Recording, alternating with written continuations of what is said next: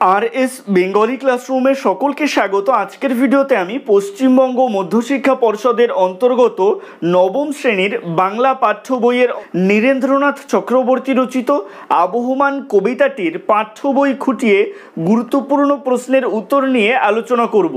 आजकेर भिडियोते संक्षिप्त प्रश्नेर उत्तर निये आलोचना करब, सुतरां आमी चाइबो तोमरा भिडियोटी स्किप ना करे एकदम प्रथम थेके शेष पर्यन्त देखो। ए प्रसंगे बोले राखी नवम श्रेणीर बांगला पाठ्य बोइयेर এই ধরনের বিভিন্ন গুরুত্বপূর্ণ ভিডিও আগেও আরএস বেঙ্গলি ক্লাসরুম এই চ্যানেলে প্রকাশিত হয়েছে।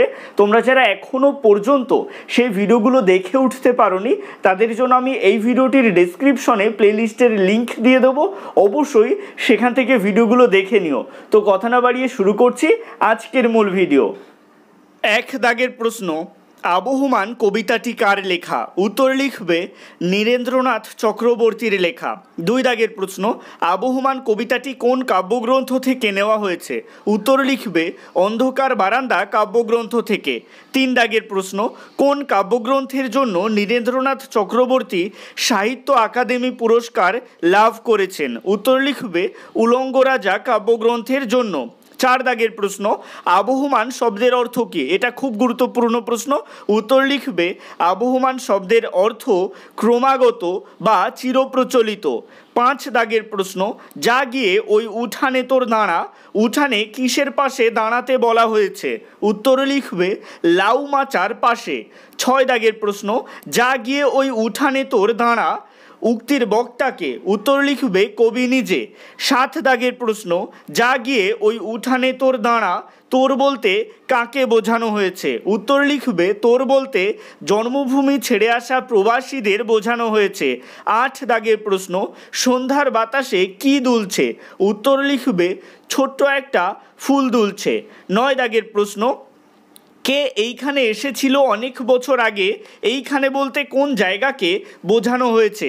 উত্তর লিখবে নীরেন্দ্রনাথ চক্রবর্তী রচিত আবহমান কবিতা থেকে নেওয়া প্রশ্নোদ্ধৃত অংশে এইখানে বলতে ফেলে আসা জন্মভূমিকে বোঝানো হয়েছে, যে জন্মভূমি ছেড়ে প্রবাসী মানুষেরা বহু দূরে থাকেন। দশ দাগের প্রশ্ন, কে এইখানে হারিয়ে গিয়েও আবার ফিরে আসে? কে বলতে কাকে বোঝানো হয়েছে? আবার শব্দ কেন ব্যবহার করা হয়েছে? উত্তর লিখবে নীরেন্দ্রনাথ চক্রবর্তী রচিত আবহমান কবিতা থেকে নেওয়া প্রশ্নোদ্ধৃত অংশে কে বলতে জন্মভূমি ত্যাগী প্রবাসীদের বোঝানো হয়েছে।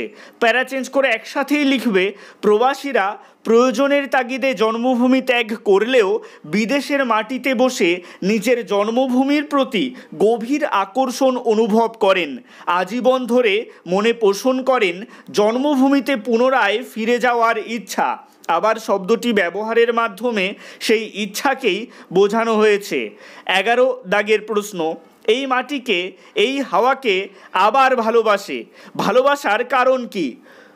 উত্তর লিখবে নীরেন্দ্রনাথ চক্রবর্তী রচিত আবহমান কবিতায় জন্মভূমির প্রতি এক অমোঘ টান বর্ণিত হয়েছে। জন্মের পর শিশুর মনে মায়ের প্রতি স্বাভাবিকভাবেই যে ভালোবাসা তৈরি হয়, ঠিক সেভাবেই জন্মভূমির প্রতিও ভালোবাসা তৈরি হয়। এমনকি প্রয়োজনের তাগিদে মানুষ প্রবাসী হয়ে গেলেও জন্মভূমির জল, হাওয়া, মাটির প্রতি তার ভালোবাসা কমে না। তাই প্রবাসী মানুষ যেন বিদেশের মাটিতে থেকে নিজের জন্মভূমিকে স্মরণ করে তার কাছে ফিরে আসতে চায়, তাকে আবার ভালোবাসে। 12 দাগের প্রশ্ন, ড্যাশ গাছটা বুড়িয়ে ওঠে কিন্তু মোড়োয় না? উত্তর হবে নোটে। 13 দাগের প্রশ্ন, যা গিয়ে ওই উঠানে তোর দাঁড়া লাউ মাচাটার পাশে, এই উদ্ধৃতি কবিতায় কতবার ব্যবহার করা হয়েছে? উত্তর লিখবে 4 বার। 14 দাগের প্রশ্ন, নোটে গাছটা বুড়িয়ে ওঠে কিন্তু মুড়োয় না, এই উক্তির মাধ্যমে কি বোঝানো হয়েছে? উত্তর লিখবে নীরেন্দ্রনাথ চক্রবর্তী রচিত আবহমান কবিতা থেকে নেওয়া উদ্ধৃত অংশে বোঝানো হয়েছে জন্মভূমির প্রতি প্রবাসী মানুষের এই টানের যে গল্প তা কখনো শেষ হয় না। 15 দাগের প্রশ্ন, ফুরোয় না সেই এক গুঁয়েটার দুরন্ত পিপাসা, এক গুঁয়ে বলতে কাকে বোঝানো হয়েছে? উত্তর লিখবে নীরেন্দ্রনাথ চক্রবর্তী রচিত আবহমান কবিতা থেকে নেওয়া প্রশ্নোদ্ধৃত অংশে এক গুঁয়ে বলতে সেই সব অবাধ্য প্রবাসীকে বোঝানো হয়েছে যারা জন্মভূমির টানে জন্মভূমির প্রতি ভালোবাসায় বারে বারে সেখানে ফিরে আসতে চায়। 16 দাগের প্রশ্ন, ফুরোয় না সেই এক গুঁয়েটার দুরন্ত পিপাসা বলতে কি বোঝানো হয়েছে? উত্তর লিখবে নীরেন্দ্রনাথ চক্রবর্তী রচিত আবহমান কবিতা থেকে নেওয়া প্রশ্নোদ্ধৃত অংশে দুরন্ত পিপাসা বলতে জন্মভূমির প্রতি অমোঘ আকর্ষণকে বোঝানো হয়েছে। 17 দাগের প্রশ্ন, সারাটা দিন আপন মনে ড্যাশ গন্ধ মাখে, সারাটা রাত ড্যাশ স্বপ্ন এঁকে রাখে। উত্তর হবে প্রথম শূন্যস্থানে উত্তর হবে ঘাসের, আর পরের শূন্যস্থানে উত্তর হবে তারায় তারায়। 18 দাগের প্রশ্ন, লাউ মাচাটার পাশে উদ্ধৃতিটি কবিতায় বারবার ব্যবহার করা হয়েছে কেন? উত্তর লিখবে নীরেন্দ্রনাথ চক্রবর্তী রচিত আবহমান কবিতা থেকে নেওয়া প্রশ্নোদ্ধৃত উদ্ধৃতিটি কবিতায় বারবার ব্যবহার করা হয়েছে বঙ্গ প্রকৃতির চিরপরিচিত রূপ বোঝাতে।